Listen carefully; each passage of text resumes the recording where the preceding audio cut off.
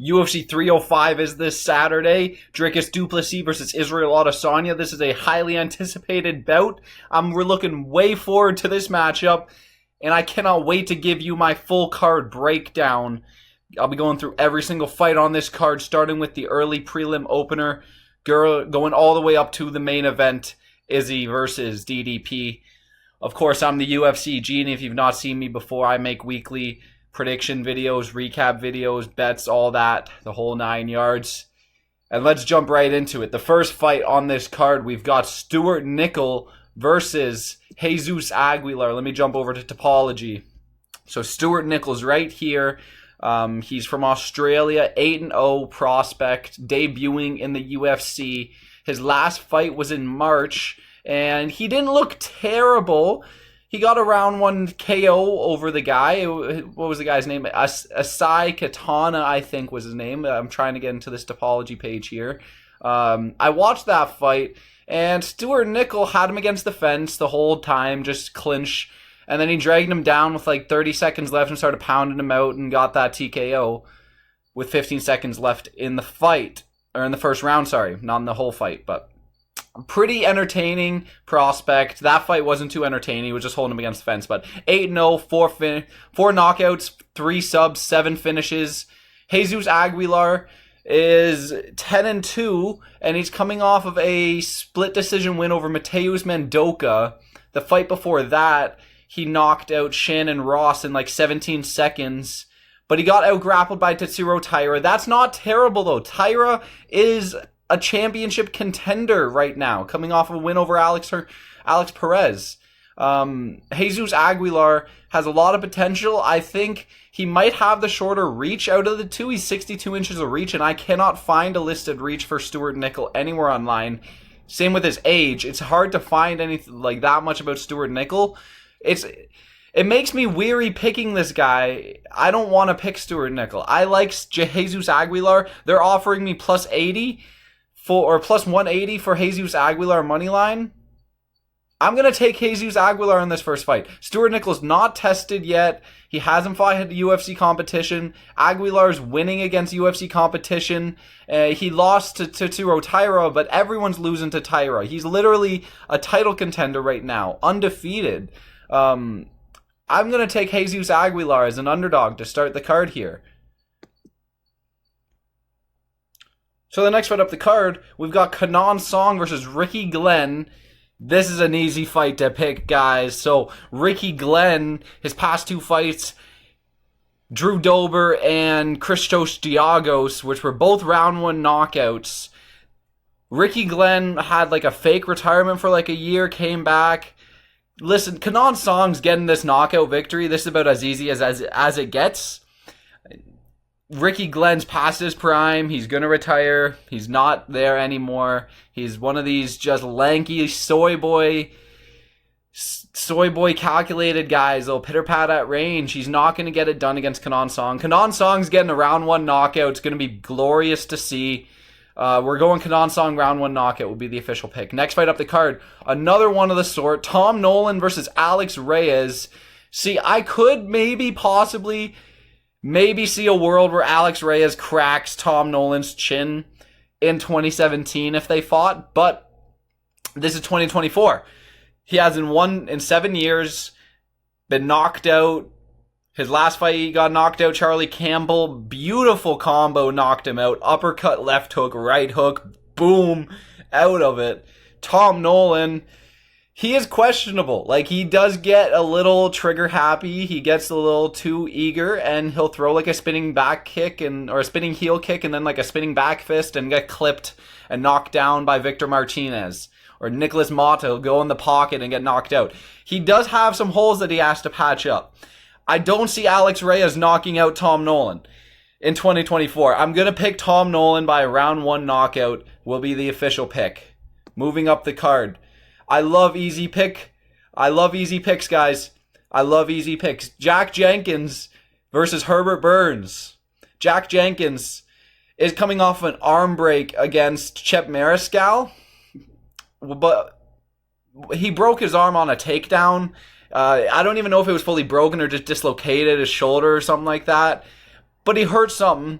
Herbert Burns, his last fight was against Julio Arce, and he quit in the second round. Fight before that, quit as well. Bill Algeo made him quit. Listen, Herbert Burns is gonna be fired from the UFC after he gets TKO'd in the second round by leg kicks. Jack Jenkins is gonna be very heavy on the leg kicks. That's his main game. Very heavy on the low kicks. He'll piece up Herbert Burns' legs, have him wishing he wasn't walking again. He's going to ask Gilbert Burns to carry him out of the octagon for a second time. Jack Jenkins, leg kick TKO round 2 will be the official pick. Next fight up the card, Casey O'Neill, Luana Santos. So, let me jump into these ones. Luana Santos and Casey O'Neill. This is a short notice fight, which makes it interesting. Luana Santos fought Maria Agapova, that was like 2 weeks ago maybe, and got beautiful round 1 submission over Agapova. Casey O'Neill was supposed to fight Teresa Bledza, that weird like cyborg looking girl. But she pulled out of the fight, so now she's getting Luana Santos. Casey O'Neill, her last fight, she got submitted by Ariane Lipski, right? And she lost to Jennifer Maia before that. Jennifer Maia is like, she's like a Dustin Poirier of the women's division, I'd say. She's one of that gritty vets. She's never sniffing the title, but she'll always outbox you in a fight pretty much. Ariane Lipski, nice armbar over Casey O'Neill. She kind of lost all of her hype last fight. She had a little bit left because people were like, oh, Jennifer Maia is not a terrible loss, but Ariane Lipski, round 2 sub, that's not a great loss. Luana Santos, all the hype in the world coming into this one. She's going to submit Casey O'Neill. I'm going with Luana Santos. Round 2 submission will be the official pick. Yeah, you're getting it done. She's so pretty. She's getting it done. Luana Santos, round 2 submission will be the official pick. Yeah, I'm going with her. Next fight up the card. We've got Josh Culiabo versus Ricardo Ramos. So Josh Culiabo is coming off a split decision loss over Danny Silva. Lost unanimous decision to Lerone Murphy before. That's not a bad loss. Lerone Murphy's undefeated. Danny Silva's pretty good as well. We learned at that fight. Ricardo Ramos, he's been finished by submissions in his last 2 fights in the first round. Not by great competition. Like Charles Jourdain is a weak little soy from Canada, man. I can say it. I'm from Canada. Charles Jourdain's a little soy boy. Julian Erosa, he's not that much better. He got submitted in the first round by Yusuf Zalal last weekend. Listen, Josh Culiabo, I think he still has a lot of potential coming into this fight. He's 11-3. He's the only, he was on a 3-fight winning streak before that. I think he has potential. His boxing gets gritty. Ricardo Ramos doesn't like war. I think he's going to get caught. And Culiabo does have a grappling game as well. He only 1 submission win, but no, Josh Culiabo is going to put out Ricardo Ramos in the first round. I'm going with a round 1 knockout victory for Josh Culiabo. I think he puts out Ricardo Ramos. Ramos has been knocked out twice before. I think he gets put out again. Lerone Murphy put him out. Saeed Nurmagomedov put him out. Yeah, we're going with Josh Culiabo to get back on the winning track. I think he still has potential. We're going with him. Josh Culiabo. That will be the official pick. So continuing on with the UFC 305 picks. Next fight up the card, we got Junior Tafa versus Valter Walker. Tafa 5-2 coming off of a loss to Marcos Rogerio de Lima. It was on short notice. Tafa's original opponent pulled out. I can't remember his original opponent. I'm pulling it up right now. De Lima stepped in short notice and it was like a round 2 knockout loss. Or no, it was the other way around. Marcos Rogerio de Lima was supposed to fight Justin Tafa, right? And instead, Justin had to pull out. Junior Tafa stepped in and lost by round 2 TKO via leg kicks to de Lima. Canceled bout to Carl Williams, fighting Valter Walker. Valter Walker coming off a decision loss to Lucas Brzeski in his UFC debut there. He came in looking fat, out of shape, not good at all. But the thing is, you go check his Instagram, guys. Valter Walker is in shape. We got a new mythical fighter on our hands, and it's Valter Walker with not a six-pack. It's in shape Valter Walker. In shape Valter Walker without the beer gut. Without the big tubulard on top of him, you know. He's in shape this fight. And Junior Tafa, he is the exact same frame as Justin Tafa. He's a chubby boy. He's a big boy. One of the big blobs. And I think Valter Walker is going to be more physically imposing than him this fight. Valter's never been knocked out in his career. Only took that. That was his first loss ever. He probably thought he could come in and just dominate Lucas Brzeski. Thought he could come in out of shape and get it done probably. But he learned his lesson. He's going to take Junior Tafa to deep waters here. And I keep switching back and forth between tabs, but Valter Walker does have a lot of KO wins too. Junior Tafa, all 5 of his wins are by knockout, so he's not one to go the distance. He's been gassed out before. He gassed out in that De Lima fight. Pretty good in that second round. He was already gassed out. And in that Muhammad Usman fight, he was also gassed out because Usman was wrestling him that entire time. Valter Walker could be imposing his wrestling this fight. He does have a grappling advantage over Junior Tafa. So I'm going to take not Lucas Brzeski. I'm going to take Valter Walker to bring this guy to a decision. Maybe a 3rd round TKO or something like that, but we're going to side with Valter Walker one more time. We're trusting the potential. We're seeing the potential. We're trusting it one more time. We're taking Valter Walker by decision over Junior Tafa. I don't think Tafa will knock out Valter Walker. That's kind of his only way to win this fight is an early knockout. And I don't see him cracking Valter Walker's chin. I think Tafa, he's a young guy. I don't know what I would do for him. Maybe he should drop down to light heavyweight maybe if he can. But I don't see him being Valter Walker. I think Valter Walker could get a late TKO over him or bring him to a decision. I'm going to go with I'm actually going to go with a Valter Walker round 3 or 2 TKO. I think Junior's going to gas. I'm going to go with a Valter Walker round 2 or 3 TKO will be the official pick. Moving on. So the next fight up the card, we've got Jingliang versus Carlos Prates. Prates, massive knockout artist coming into this fight. He knocked out Trevin Giles in his last fight by round 2 knockout. I feel like they're doing Jingliang a little dirty. Lee hasn't fought since 2022. He's had a canceled bout with Tony Ferguson because of that whole fuck show with Khamzat Chimaev, weighing in 8 pounds overweight. He had another canceled bout last year against Michael Chiesa. And now he has to fight a knockout artist that's knocking out everyone in his path. And he hasn't fought in like 2.5 years. It's a scary one for him. Not 2.5 years. Pretty much 2 years exactly. Minus a month. But he's 36. He's already at the end of his... man, they really fucked Lee's career up. They could have had a good few years with him there. He was exciting. Prates in his prime, massive knockout list of how many people he's knocked out. 3, 4, 5, 6, 7, 8, 9 knockouts in a fucking row. What are we talking about here? I'm sorry to say, Jingliang has been done dirty this fight.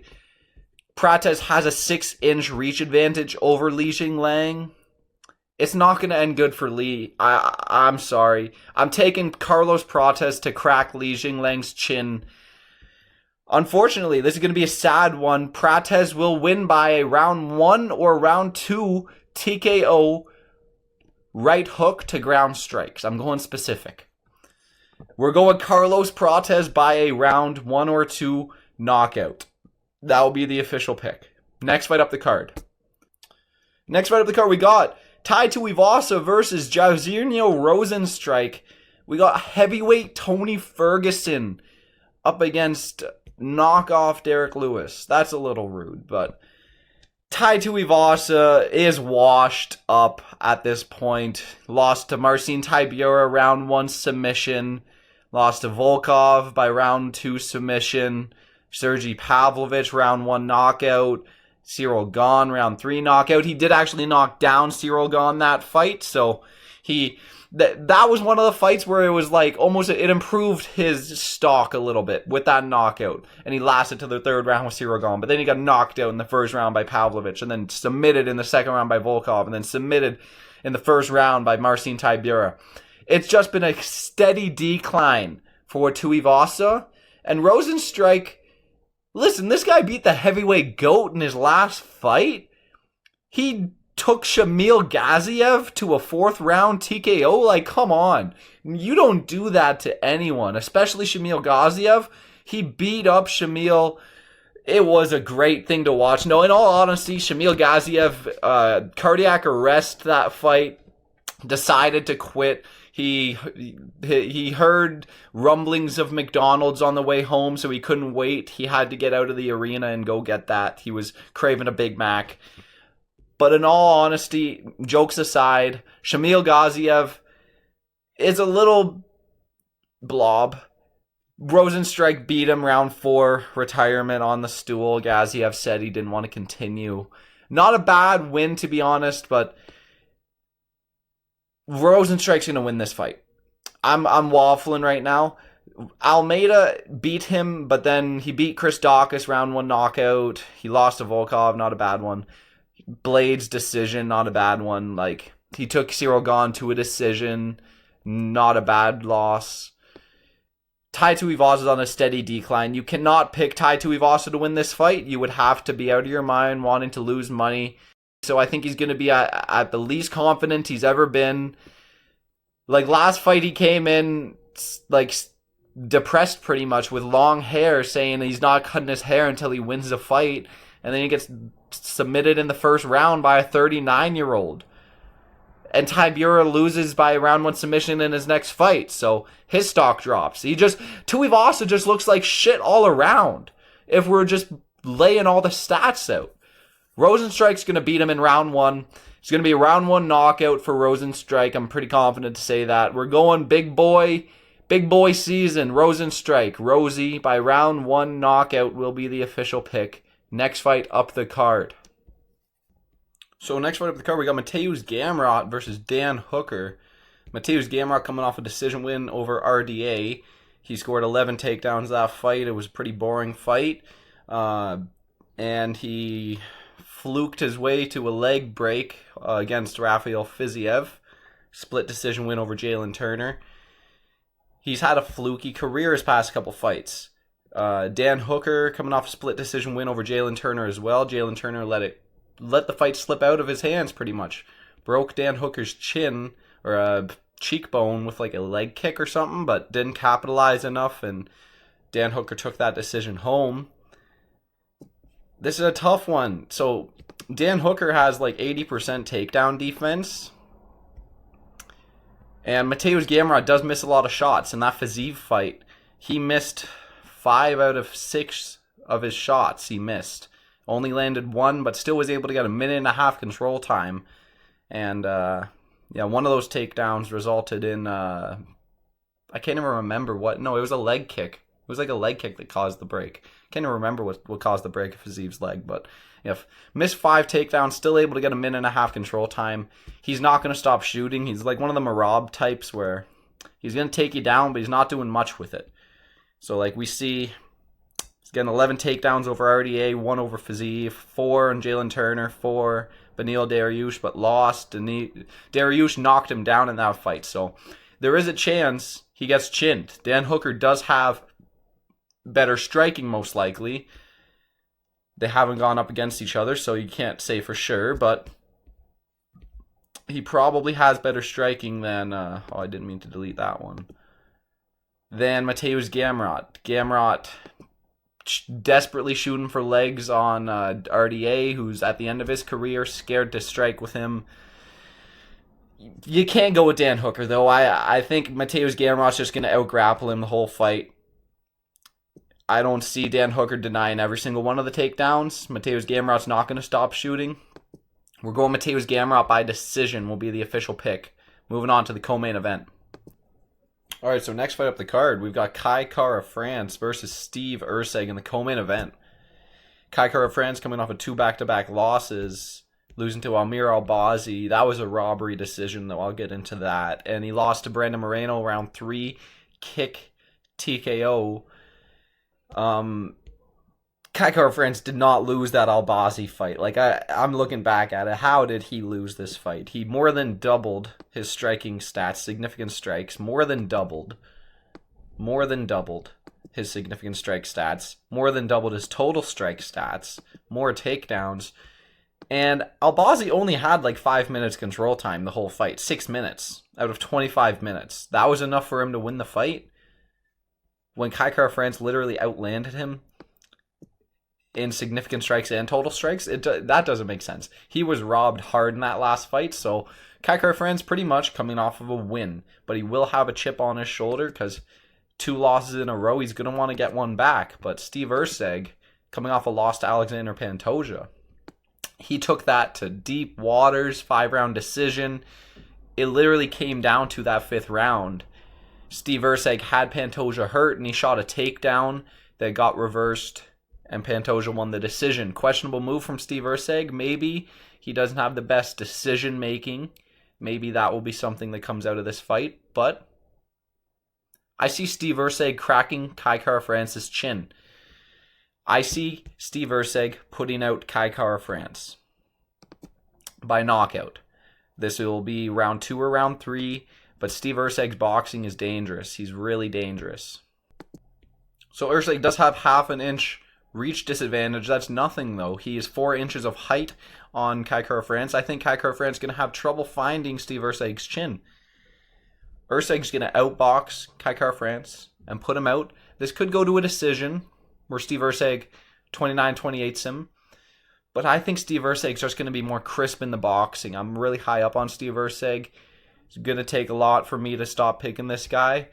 And Kai Kara-France got finished by a body kick from Brandon Moreno. I think Steve Erceg puts him out. I'm going round 3 or round 2. TKO win for Steve Erceg will be the official pick here. Time for the main event of the evening here. Dricus du Plessis versus Israel Adesanya. Pretty much even on the betting lines.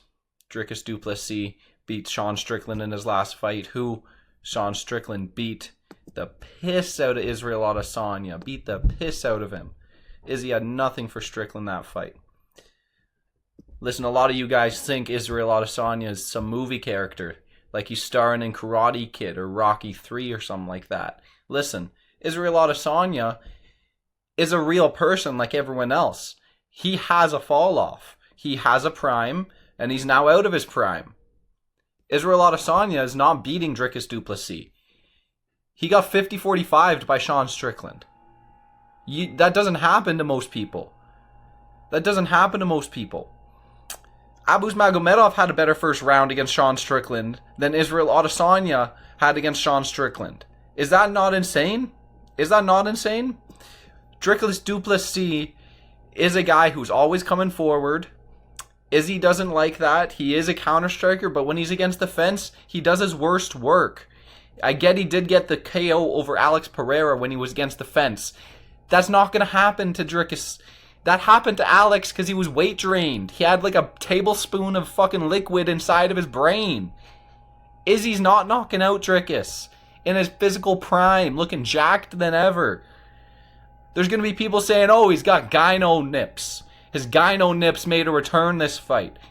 Like, that fucking matters. Dude's over the hill. He's been over the hill. He's been coming in and just doing whatever he can to get a paycheck, pretty much. He's been showing up and not doing his job. He's supposed to be a world-class kickboxer. He's not been the past few fights. Listen, you're living in fairyland, in Fairy Taleville, Peaches and Creamville, as the the retired Lucas Tracy would say. You're living in peaches and creamville if you think Israel Adesanya has a chance knocking out Dricus du Plessis. It's just not going to happen. It's just not going to happen. Dricus will get it done. Just look at this guy right here. That side kick, incredible. That topology photo is kind of funny, but it was up there the entirety of my rant. Let's see. This is a really old photo of Israel Adesanya as well.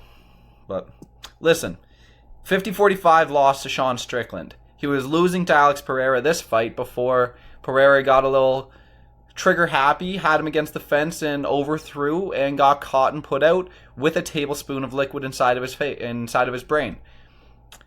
Jared Cannonier fight, one of the worst title fights I've ever seen. Robert Whittaker beat him in that fight. Listen, Israel Adesanya has a padded record. He's fraudulent. He's not beaten Dricus du Plessis. My official pick, I think Dricus beats down Israel Adesanya. We're going DDP round 3 TKO. Izzy after the second round is not fighting pretty much, is just point fighting. Izzy does have a 4-inch reach advantage, but that doesn't matter. I'm pretty sure he had a reach advantage on Sean Strickland as well. Let me make sure on that. 80 inches of reach for Adesanya. Let me make sure that we got the right stats here for Strickland, but I think that Dricus du Plessis is going to finish off Israel Adesanya. I don't think he's got much of a chance. There's round 1 and 2 for Izzy, and he could catch Dricus when he's moving forward with his big running 1-2s. But Dricus also, his grappling is going to be a massive factor here. Let me figure this out real quick before I jump in all those stats. But yeah, okay, he had the same reach advantage over Sean Strickland, and Strickland put down Izzy and beat the fuck out of him. Dricus du Plessis is going to do the same. Dricus throws more takedowns per minute, 3 takedowns averaged every 15 minutes. Izzy doesn't even average 0.05. Takedown accuracy, 50% accuracy for DDP. Listen, he throws more strikes, more accurate with his strikes. He does absorb a bit more, but I like that. He's gritty. He's able to absorb a lot of strikes and continue coming forward, and he never quits. Even in that Darren Till fight. In the Derek Brunson fight. Derek Brunson maybe took a round off of him, but DDP was still coming forward and trying new things and beat Derek Brunson, imposed his will. You think we live in a movie? You think we're getting a Rocky 3 ending where Izzy's gonna do a motivational quote, then we get Alex trilogy, then we get Strickland rematch, then we get all these matches that we're supposed to get because you think that we need to get them. They're not gonna happen, guys. The only rematch we're gonna get after this will be DDP Strickland, and we're never gonna see another fight between Adesanya and Pereira. It's not gonna happen. DDP round 3 knockout will be the official pick. If you guys like these picks, make sure to subscribe, like this video. Stay tuned. Maybe I'll do a whole other in-depth breakdown for the main event if I feel like I need to. But if you like these picks, make sure to subscribe. We do regular content here, and we'll be filling the gap now that Lucas Tracy's gone. Make sure to subscribe. Let's go, guys. This is going to be a big week. DDP by finish. Round 3 TK over Israel Adesanya. Lock it in. Let's go.